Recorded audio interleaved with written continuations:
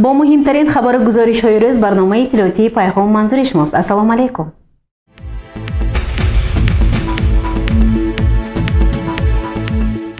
رئیس شهر پنجکند عبدالخالق خالقزاده افسران و سربازان قسم‌های نظامی را با سال نو میلادی 2024 شادباش گفت. ادامه این موضوع در گزارش نخستین برنامه.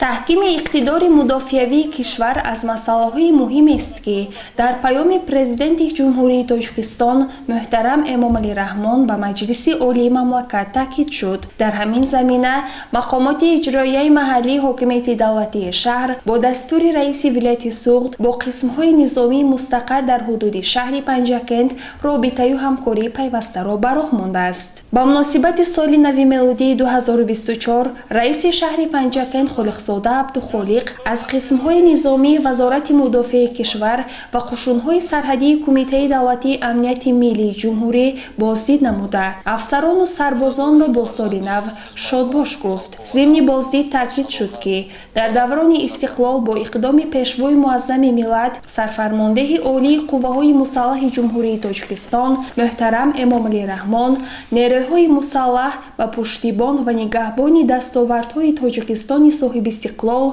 حامی مرز و بوم کشور تبدیل یافتند. سال 2023 در تاریخ نوین کشور با دستاوردهای نظررس واقعه و رویدادهای فرحبخش باز هم بالا رفتن آبروی نفوذ وطن عزیزمان در عرصه بین الخلقی، بلند گردیدن سطح روزگار مردم و آبادکاری‌های گسترده به استقبال 35مین سالگرد استقلال دولتی جمهوری تاجیکستان با خط زرین نقش خواهد شد. مردم شریف پنجکند چون تمام خلق زحمت پیشه و سربلند تاجیکستان تحت سیاست بنیادگرانه پیشوای معظم ملت محترم امامعلی رحمان و راهنمایی‌های رئیس ولایت سوغد در ساحه‌های اقتصادی و اجتماعی به پیشروی‌ها نائل شده زحمت پرثمر و بنیادکارانه را ادامه می‌دهند. همچنین در این روز برای هیئت شخصی قسم‌های نظامی دسترخوان عیدانه و رسته به آنها تحفه‌های سال نو تقدیم کرده شد. همچنین با سفارش رئیس شهر معاونان رئیس شهر در روزهای تجلیل سال نو میلادی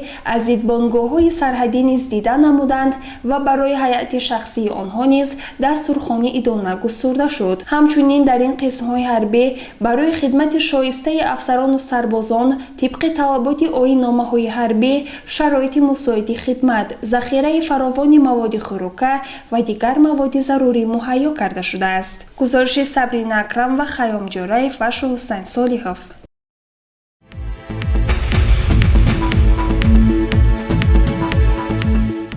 در دهه وروی جماعت دهاتی ورو بینای نوی مؤسسه تعلیمی و بنگاه نوی طبی به فعالیت آغاز نمود و در افتتاح این بیناها رئیس شهر پنجکند عبدالخالق خالقزاده اشتراک و سخنرانی نمود.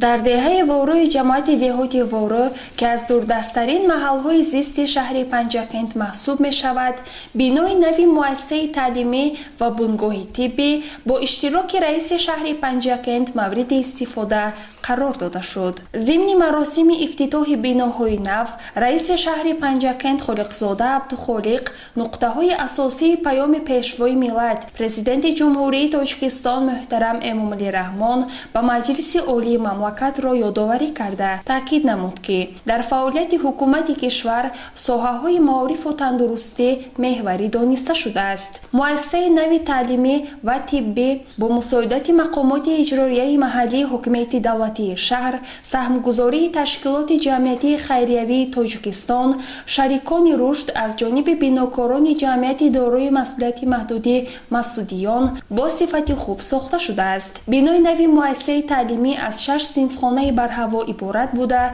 در آن 240 خواننده در 2 بست به تعلیم فرا گرفته می شود.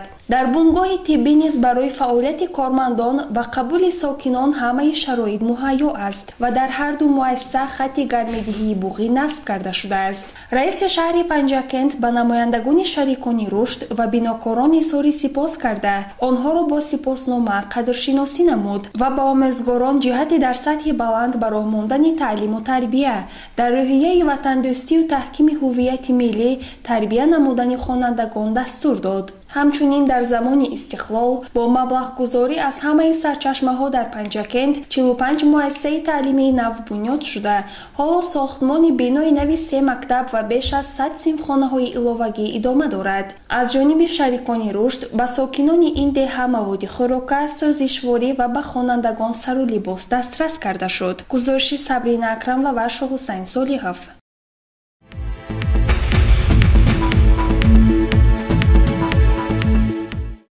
дар толори хурди мақомоти иҷроияи маҳаллии ҳокимияти давлатии шаҳри Панҷакент ҷаласаи комиссияи доимии танзими анъана ва ҷашну маросими миллии мақомоти иҷроияи ҳокимияти давлатии шаҳри Панҷакент баргузор гардид. идомаи ин мавзӯъ дар гузориши хабарнигорони мо. қонунгузории танзими анъана ва ҷашну маросим ки 17 сол муқаддам бо ибтикори пешвои муаззами миллат президенти ҷумҳурии Тоҷикистон муҳтарам Эмомалӣ Раҳмон ба тасвиб расида буд, барои кам кардани хароҷоти маъракаю маросими гуногун ва ба ин васила баланд бардоштани сатҳи зиндагии мардум заминаи боэътимод гузошт. Дар мақомоти иҷроияи маҳаллии ҳокимияти давлатии шаҳри Панҷакент ҷаласаи комиссияи доимии танзими анъана ва ҷашну маросими мақомоти иҷроияи маҳаллии ҳокимияти давлатии шаҳр таҳти раёсати раиси комиссия, раиси шаҳри Панҷакент Холиқзода Абдухолиқ бо иштироки раисони ҷамъиятҳои деҳот, маҳаллаҳои шаҳр, роҳбарони корхонаи ташкилотҳо баргузор шуд. Дар бораи фаъолияти комиссия дар соли 2023 ва вазифаҳо барои соли ҷорӣ муовини раиси шаҳри Панҷакент Санъат Тоҳирзода гузориш дод. иттилоъ дода шуд, ки соли гузашта дар шаҳр 2759 маъракаҳои гуногун ба қайд гирифта шуда, ба рафти баргузории онҳо 144 комиссияҳои доимии шаҳрӣ назди ҷамъиятҳои деҳот, маҳаллаҳо, ташкилоту муассисаҳо назорат бурдаанд ва дар ин муддат 22 ҳодисаи риоя нашудани муқаррароти қонун муайян гардида гунаҳгорон муҷозот шуданд. раиси шаҳри Панҷакент таваҷҷӯҳи аъзоёни комиссия, раисони ҷамъиятҳои деҳот ва маҳаллаҳои шаҳр, комиссияҳои ҷамъиятиро ба роҳандозии беҳтари назорат ба баргузории маъракаҳо, пешгирии риоя нашудани қонун, таҳияи нақшаи мукаммали фаъолият дар соли 2024 ва дигар масъалаҳои вобаста ба татбиқи қонун дар бораи танзими анъана ва ҷашну маросим дар ҷумҳурии Тоҷикистон ҷалб намуд. раиси шаҳри Панҷакент Холиқзода Абдухолиқ қайд кард, ки қонуни ҷумҳурии Тоҷикистон барои ҳама як аст ва ҳамаи мо вазифадор ҳастем, ки талаботҳои қонунро ба ҷо орем ва ҳар нафаре, ки ин қонунро риоя намекунад, ҳатман муҷозот карда мешавад. гузориши Сабрина Акрам ва Варшо Ҳусайн Солиҳов.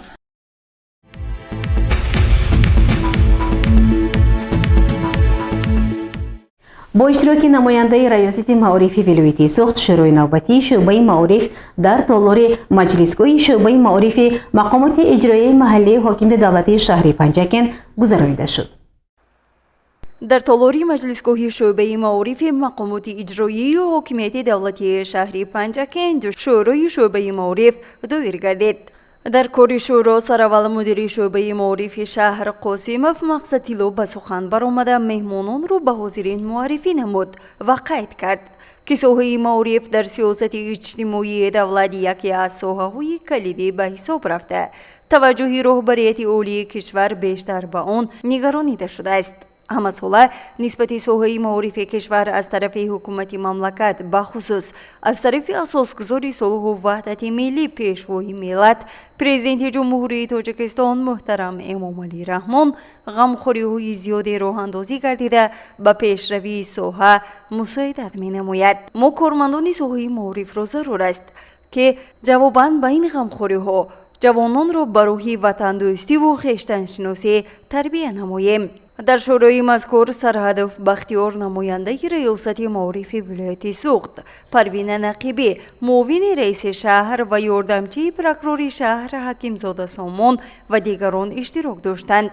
ёрдамчии прокурори шаҳр ҳуқуқшиноси дараҷаи 3 сарпарасти кулли бевоситаи соҳаи маориф Ҳакимзода Сомон зимни суханронии худ аз натиҷаи таҳлили соҳаи маорифи шаҳр дар соли 2023 ҳарф зада аз камбудиҳои ҷой дошта сухан гуфт. Ҳакимзода илова кард, ки ба рӯи баланд бардоштани назорати қонуни ҷумҳурии Тоҷикистон дар бораи ноболиғон مسئولیت پدر و مادر در تعلیم و تربیت فرزند و دیگر قانون‌های عمل کننده از جانب کارمندان پروکراتور همه چاره‌های ضروری اندیشیده شده در این روند کارهای ترغیباتی و تبلیغاتی برآمده مانده شده است. همزمان معاون رئیس شهر پروین نقیبی به سخن برآمده از کمبودی‌های ساحه معارف اظهار نگرانی نموده. از همه دیرکتوران و آموزگاران درخواست نمود تا برای رفع کمبودی‌های جای داشته همه دست به دست داده و عمل نمایند. زیرا جوانان این آینده ملتند و تربیت آنها از باغچه و مکتب آغاز می شود. در ادامه شورای مذکور خوانندگانی که در آزمون‌ها اشتراک نموده غالبیت به دست آورده بودند با سپاسنامه شعبه معارف قدردانی گردیدند. گزارش مرتبه رحمان و شاه حسین صالحов.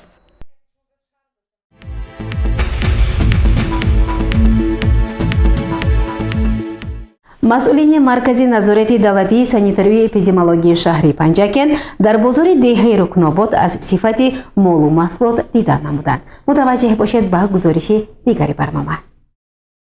متخصصان مرکز نظارت دولتی اپیدمیولوژی شهری پنجکند یکجا با دیگر ساختارهای نظارتی دایر به حالت سانیتری بازارهای شهر ریدها انجام دادند. مسئولین ریاست نظارت دولتی سانیتری و اپیدمیولوژی این مرتبه در ادامه ریدهای خود به بازار دهه رکناباد تشریف بردند. در بازار مذکور صفت مال و محصولات و دیگر مواد خوراک از قبیل گوشت، روغن، مکرون، برنج و آبهای نوشاکی از نظر گذرانیده شده. از فروشندگان رعایت قطعی تازگی را درخواست نموده تاکید داشتند که فروشنده ها در بازار باید محصولات های خود را از معاینه طبی گذرانند و دفترچه خلاصه سانیتری خود را داشته باشند. فروشندگانی که در بازار به حالت سانیتری رعایت نمی کنند و مال و محصولات های خانگی را به معاینه طبی به فروش برآوردند با آنها جدا صحبت گذرانیده شده. به ایشان برای دیگر اجرا نکردن این عمل مهلت معین داده شد. همزمان با فروشندگان از رعایت معیارهای سانیتری و گیگینی حرف زده میان آنها کارهای فهماندهی را برآمدند. در ادامه باشد از وضع آماده نمودن خوراک در سر راه و رعایت قاعده‌های سانیتری گیگینی در آن مکان شناس گردیده میان آشپزان و صاحب ملکان کارهای فهماندهی برآمده شد. مسئولین مرکزی مذکور بار دیگر تاکید نمودند که نفری که به فروش خورش‌ها در جایهای سیرودم و کنار راه و گذرگاه‌ها مشغولند جریمه بندی کرده می‌شوند، زیرا این عمل به حالت سانیتری جوابگوی نیست.